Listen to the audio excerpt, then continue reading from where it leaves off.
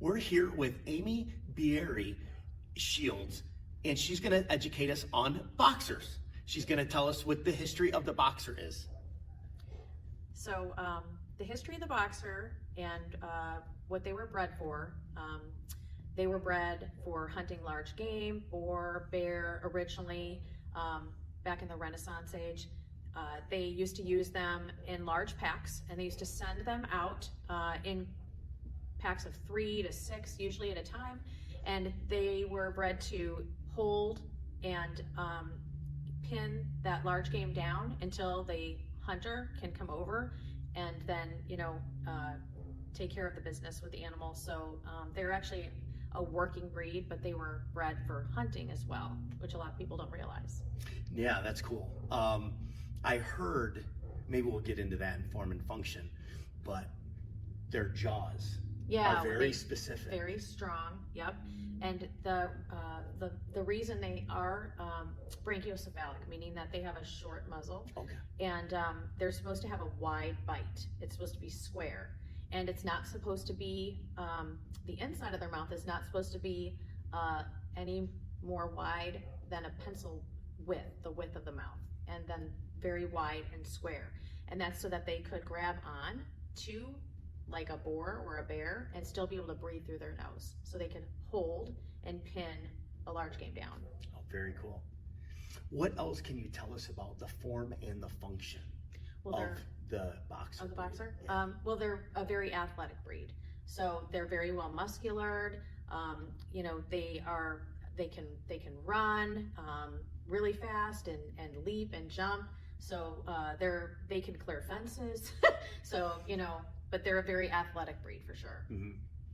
Now, what's it like living with a boxer? Something so athletic, something that, if you don't have it on a leash and you're not trained properly, just give us a little bit of that information. Well, they can have a high prey drive. So meaning that if they see a small animal, a squirrel or a rabbit, they would definitely take off after it if they're not trained. So they do have that kind of prey drive because of their hunting in the past. So you do have to be careful. I would leash walk it. I would make sure you have a fenced yard. And sometimes you have to make sure you have a high fence, like a 6-foot fence or a privacy fence, because they can easily get over fences because they're very athletic and they can jump and leap really high. Okay. So you have to be careful with that. But they're very intelligent, and they want to please their people, even though they have a little stubborn streak in them. But they're very trainable, very intelligent breed. Now,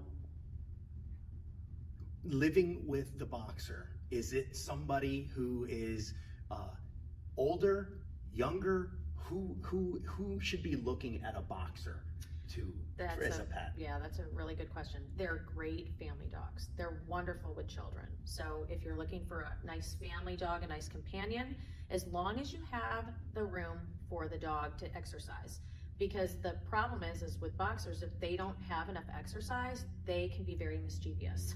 So they will chew, or they'll get into things. So they need things to do because they are a high energy breed. And so it's important that they have enough room to run, a fenced yard, or someone has the ability to, they make great exercise companions if you are a runner or a jogger. But they do need a lot of exercise. Okay. They're not a breed that, that they're not couch potatoes. Sure.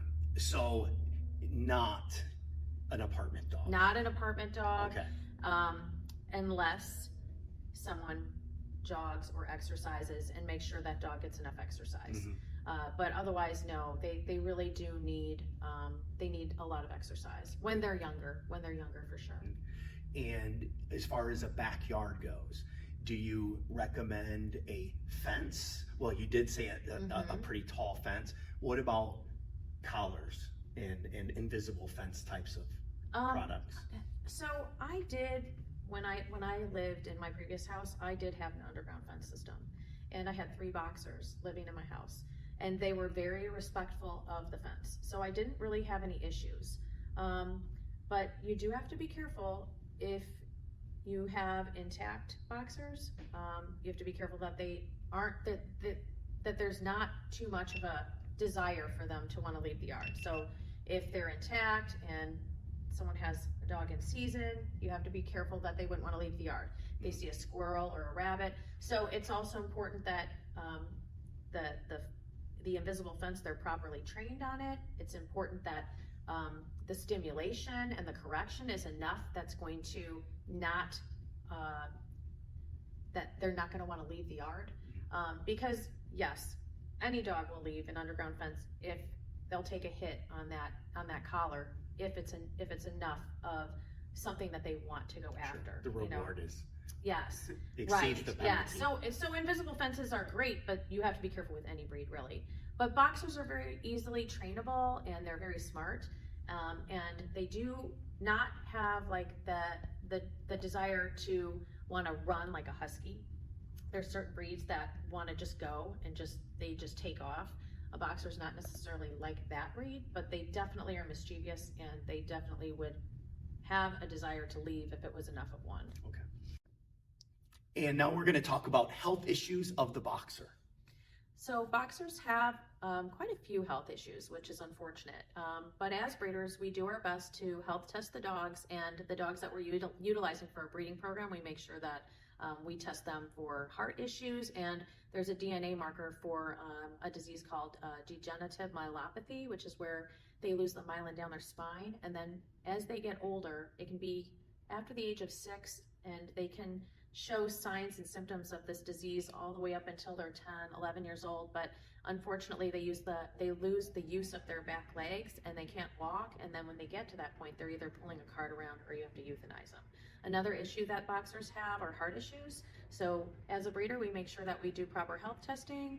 We yearly halter monitor the dogs because they have something called cardiomyopathy, which they can actually fall over and die from a heart attack. And then another issue is they have a lot of issues with valves, and so we do a cardiac workup with a cardiologist, and they do an echo. And when they do that echo, they check flow rates, and they make sure that the size of the heart is normal. And then the other issue they have is cancer. So that you just have to keep track of your pedigrees and know what's behind the dogs, and try very carefully when you breed not to double up on some of the lines that had some cancer issues. But yeah, so those are some of the issues that we have, unfortunately, in the breed. I think it's pretty standard with a lot of the dogs. Yes, a lot of breeds. It's not like, oh, I'm going to find the one breed that doesn't have issues. That's true. They all have some. And even mixed breeds can have problems too, because they're they're a derivative of a purebred dog, or they have different purebred dogs in them, so they can come up with some of those issues too. And now we're going to talk about the expenses that are associated with a boxer dog. So expenses when it comes to owning a dog in general would be veterinary, food expenses, and training. So veterinary expenses can be costly, especially if your dog starts having some health problems. But if you have a healthy dog and a healthy puppy, then you're looking at vaccinations yearly, heartworm testing yearly, making sure they get on their heartworm medication depending on the area that you live. So, average veterinary expenses, spaying and neutering your pet, those expenses can cost on average, probably a couple $1,000s a year, so you want to make sure you can even buy insurance for your dog. And then going on to food, I recommend a raw diet. That's my #1 choice for feeding a dog and a boxer. And some of the brands that I really like are Stella and Chewy's.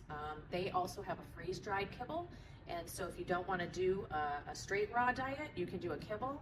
Some of the other brands that I have used in the past, From is a very good food for boxers, and ProPlan, I like their sensitive skin and stomach formula because boxers can have some stomach issues. They have a little bit of a sensitive digestive system, so I do like to sometimes go or recommend some of those foods. Now, going back to the raw diet, I love Tucker's. You can also make your own raw diet for your boxer or for your dogs, but you have to add supplements to those, and you have to do a little research and make sure that you are feeding them a proper diet. You can't just go buy like ground beef at the store and just feed them that as a raw diet, So you want to make sure you add certain things and you want to make sure that they get you switch your proteins around. So one week I feed turkey, another week I feed chicken, another week I might feed beef. So it just depends. And it also is really good for dogs that have allergies, a raw diet. So, and then going on to training, if you want to talk a little bit about that. Sure, absolutely. Yeah, training any dog is super important, especially a boxer. They can be a little bit stubborn, but it's really important to socialize. So you want to get your dog to different places. You want to socialize them with people and other dogs. You want to make sure that they get out enough that when you take them to places, they're not afraid, shy, they don't become aggressive or fear biters. So it's really important to take your dog out places. And I always recommend taking them to a very well-recognized training facility where you can work with trainers that are knowledgeable. And a lot of trainers that come from facilities that are very knowledgeable know a lot about a lot of different breeds. And then when it comes to a boxer, when you train your boxer, they're very, very smart, but they can be stubborn. So you always want to make sure that they think it's their idea. That's cute. It's true. I believe you. I believe you. So who do you recommend and recommend not get a boxer? Well, they're a great family dog. So Okay. they're wonderful with children as long as they have a good temperament. And you want to make sure you get a dog from a reputable breeder. You know, I don't recommend backyard breeders. A lot of backyard breeders don't do health testing and they don't know years of lineage in those pedigrees. So they are definitely a good family dog, but not probably for someone living in an apartment that's got a single life and enjoying themselves and going out. And, you know, they need exercise and they definitely need like a yard to run in or someone that's very active. So they're very active dogs. Yeah. So someone elderly, not recommended. Unless they're familiar with the breed and they have a yard where the dog can run. I think I have had people purchase puppies from me, people that were elderly, just as long as they're familiar with the breed and they know what they're getting into. Because the dog, the breed in itself is a very active breed. And so, but I've had elderly people buy puppies for me and they're great. They bring them to class, they take them for walks, you know, so Perfect. as long as that dog is trained, right? Okay. Trained not to pull on the leash, they know sit, they know down, they know stay, they come when they're called. So training and socialization are super important, especially with a boxer, but any breed in general really True. needs to be trained properly. Very good point. Very good point. Here are some leashes and collars that Amy recommends. So for your boxer, or for any dog in general, just depending on the breed, depending on the temperament, right? Even within our own breed that we breed, boxers, there's some of these products that I would or wouldn't use, depending on the dog's temperament, personality. It might be a soft temperament where it's a little shy, it needs its confidence built. So I might not use something like a prong collar, or I might have a dog that is a little more bold, you know, has more prey drive, and, you know, you need to control the manners a little bit. So, so some of these things I recommend, but depending on the dog itself, Okay. right? But so first off, if you have a puppy, I love martingale collars. These are great. So you can clip these, and then you can give a little bit of a correction on this collar. When you pull, it tightens up a little bit around the dog's neck and gives a slight correction.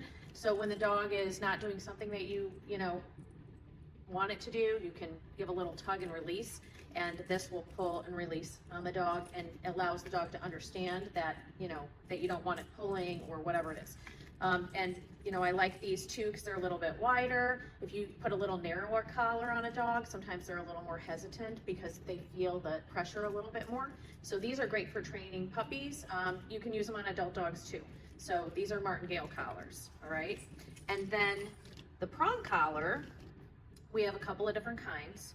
So this kind is just your general standard prong collar, and there's different sizes. This is a medium, all right? So a medium is probably a good size for a boxer, but we also have micro pinch collars, which the prongs are smaller. And so the smaller the prong, the more of a correction that dog is gonna get. So with this size, this is a little bit larger. This is probably a good size for an adult boxer. And so the whole concept behind a pinch collar is that when the dog pulls or you want to correct the dog, these prongs tighten up around the dog's neck, and it kind of takes the dog back to when it was a puppy, because if you ever watch a mom interact with her puppies, she will grab them by the neck sometimes, pin them down. So it's a correction that they've already had. So these are a really nice tool too. But again, you want to use this with a trainer. Don't try to use some of this equipment on your own. If you are not familiar with it, have not used it before, it's always good to get in a trainer's assessment, and they can help you they'll help recommend something for your dog for training or your boxer. All right, and then this is a fuzzy one-bit collar. This is a great brand. So we sell these here. I like these because they're covered, so they look really stylish and beautiful on the outside. They have an assortment of colors and sizes, so this all just depends on the breed. I grabbed this. This is an 18. This is probably about the size of boxer would fit. Anywhere from like an 18 probably on up to, or even a 16 through a 20 or a 22, depending on the size dog, but depending on if it's a male or a female, and a little bit if it's got a thicker neck or if it's a little narrower in the neck. But these are great too. So again, it's kind of like a martingale, because when you pull, this tightens up, but then it releases. And what's nice about this is people don't see, because sometimes people are a little bit hesitant about putting a collar like this on a dog because it looks scary, right? Or somebody sees the dog on the street and they think that, you know, that the dog is being abused, or, you know, so, but it's all education, and it's all understanding why we have these products and why we use these products and how effective they are. And again, not every product that I'm recommending is for every dog. You have to definitely talk to a trainer and have an assessment of your dog. And then another thing I love is leather leashes. These are my favorite because they're nice and soft. Yes, I'm old school when it comes to some of my equipment. So I really like a basic leather leash. And you know, they will soften up with the oils on your hand over time. So this is a new one, so it's not real soft, but they do soften up over time. You can also take an oil, a leather oil, and you can also, if you want to soften it up sooner, you can use an oil on your leash and then hang it to dry. But I love 6-foot leashes for your healing, for your basic training and your basic obedience. And then a long lead, these are really great because you can use these for training your dog to come. So you hook this up and let your dog get a little bit of a distraction, and the dog doesn't come, and you encourage it in with this leash. I'm positive reinforcement. I love to use food when I train my dogs because I think it helps get their focus, their attention on you. Some of the treats that I recommend are Stella and Chewy's. They have great little freeze-dried treats. Bill Jacks, they have the peanut butter ones. The dogs love those. So you can go and get any treats from the pet store. You can also use your own food at home. You can cut up a hot dog, or you can use a cheese stick. But you want to make sure that the treat that you're using when you train your boxer or your dog in general, that it's enough of a value, it's a high value treat, so that they are focused and they'll pay attention. And you can use it to redirect behavior and teach them to watch you. So I love using food for training the dogs. So, but anyways, yeah. So these are a couple things that I recommend. That's awesome. So Amy, why do you love the boxer so much? Well, I love my breed because they're very good family dogs. They're loyal, they're intelligent, they're athletic. You know, I love to exercise myself, so I love to take my dogs jogging, running. They're funny, they're silly, they're very entertaining. A boxer is such an entertaining breed, and yeah, I just love the breed. Yeah, I have not been around a boxer very much. When I was a kid, a friend of mine had a boxer, and of course I didn't live with the boxer, you know, but that was the amount of exposure I got, and he was always kind of wagging his tail, you know, and he was always a good dog. But they are a guard breed too, so you have to realize that that's why they need to be socialized as puppies, because they can start resource guarding and being overprotective of their family. Very good. But I love that about them too, right? Because instinctually too, they are protective. So, you know, they might not just let somebody walk into your house, but if they're well socialized, they should be able to instinctually know that it's okay for that person to come in, or obviously if someone comes in your house like an intruder, they should know the difference between that person's body language, how you react and respond to them. So they are a guard breed too, but yeah, socialization is important. I was reading the AKC manual on the boxer before this trying to get knowledgeable on it, and that's exactly what they were talking about, as far as the dog literally needs to know Yes. if the person coming in the house is family or foe. Yes, exactly. I'm like, how do they know that? Yep, But instincts. it's instincts. It's instincts. It's pretty, unless you experience it, like you being a breeder and advocate for the boxer, you just can't believe that a dog is that innate into its abilities. Right, yeah. And the needs of the family as well. Yeah. So Amy, can you tell us how you got started? Of course. So I started out as a vet tech, and I ran a practice, and really just loved dogs so much that I wanted to make my career something where I could support myself, right? And being a vet tech, I really couldn't support myself financially. So I had to think about what direction I wanted to go. And I love dogs so much. I started out teaching puppy classes out of the animal hospital that I worked at. And then I started pet sitting dogs. So I wound up just working really hard and working several jobs along the way to establish my facility here now today. And as far as the boxer goes, my first dog was a rescue. Okay. And so he taught me a lot because he was an aggressive dog. He was aggressive towards people. And I worked with 3 different trainers, and 2 of the trainers told me to euthanize him. But I was committed and dedicated, and I didn't have a family at the time, like kids or anything like that. So I was single, I was in my 20s, and so I could put the time and the effort and the resources into the dog. And that dog wound up living to be like 15, and he was just this great dog. And I just fell so in love with the breed that I wanted to breed boxers. So I joined a club, then I joined, some of the AKC clubs, such as like we have the Happy Tails Ranch Working Dog Club in Island Lake. So we started our own club.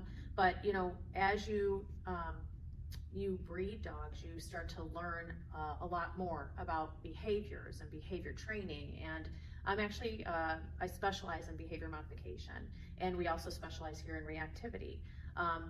Because we want to help people that have dogs or rescue dogs, and those dogs might have some behavioral problems or traits that they can't handle. So that's one thing that we do, is we like to step in, and we work with a lot of the rescue organizations too. And I'm a firm believer that if you're going to breed a specific breed, you also need to be a part of rescue. I think it's a super big deal that that you help your own breed with rescue. And I've rescued a lot of dogs and rehabilitated a lot of boxers over the years. That's one thing I didn't really share with you, but yeah. That's awesome. The fact that, you're giving back, all the time. Yeah, I'm very passionate And you're a about resource rescue. for the rescues and stuff like that. And we foster for a couple of organizations locally, and we give discounts when people come to our facility and they rescue dogs, because it's important those dogs get out and they get socialized and they get trained, especially like from a young age. When you have a puppy, a lot of people drop the ball on those puppies, and then those puppies grow up and now they're not cute and cuddly and little anymore, and now they have separation anxiety, or they weren't socialized, so they're afraid of things, or they become fear biters. So if they're not trained and socialized from a young age, then later on they can have serious behavioral problems, and then a lot of that could have been prevented. A lot of people don't realize a lot of issues with dogs when they're older could have been prevented when they were younger. And what's the name of your facility here in McHenry, Illinois? We're Happy Tails Ranch, and we're located off of Roberts Road. We're actually in Island Lake, Illinois. But we've been here, I established Happy Tails in 2000, so we've been here for quite a long time, and I've been breeding boxers since 1998. Wow. And then we met you at a show. At a dog show. At a dog show. Mm-hmm. And you had I had the Bieri-Shields on the table. The Bieri-Shields on the table, Yes. which were fantastic. Yeah, they're a cool breed. Never seen one of those in my life. Yeah, so. Probably never will see one again in Yes. person, who knows. Yes. But tell us about how you ended up there. Yeah, actually, so breeding boxers, I wanted to start putting titles on them, right? So, and I actually started in obedience before I actually started to breed and show dogs in AKC conformation. for their championship titles, for their conformation championship titles. I started in obedience. So I put a lot of like CDs and CDXs and rally titles and agility titles on a lot of my boxers over the years. So I enjoyed performance so much, and then I wanted to breed the dogs, and people were telling me that if you want to breed them, you should put these AKC championship titles on them. So I started showing my dogs in the AKC ring to get their championship titles. And since then, I've put about 150 championship titles on boxers. Wow. And I've bred over 100 champions myself. Wow. Yeah. That's awesome. And I've had a lot of success. I'm very fortunate over the years. I've gone winner's bitch at the regional twice for our American Boxer Club. I have gone reserve winner's bitch at the national. I've had dogs from my lines win our futurity. So I'm very, very fortunate that I've had a lot of success within my own breed. I've even judged the top 20 at our American Boxer Club. That was super fun. I've judged sweepstakes, so I'm starting to dabble a little bit in that. I'm a professional handler right now, and I show all breeds. That's why when you came over, I had the Briards on the table. But so I would like to judge eventually. Do they contact you, like the Briard, and if they need a professional handler? Yes. Are you available for those? Yes. For that? So as far as the professional handling goes, I teach confirmation classes here at Happy Tails. I teach 2 days a week, and so a lot of my professional handling business, I'm fortunate that people hire me because they know me from Happy Tails and they come here for my training classes. So, but I show all breeds. So I've shown everything from Rottweilers to Bieri-Shields to little dogs like Boston Terriers. Okay. And I actually bred Boston Terriers for a little while too. Did you? Mm-hmm. Yeah. So a true dog advocate. I love dogs. Yes. That's cool. That's cool. And that's it. Thank you so much for joining us. Thank you for having me today. Very welcome. Thank you.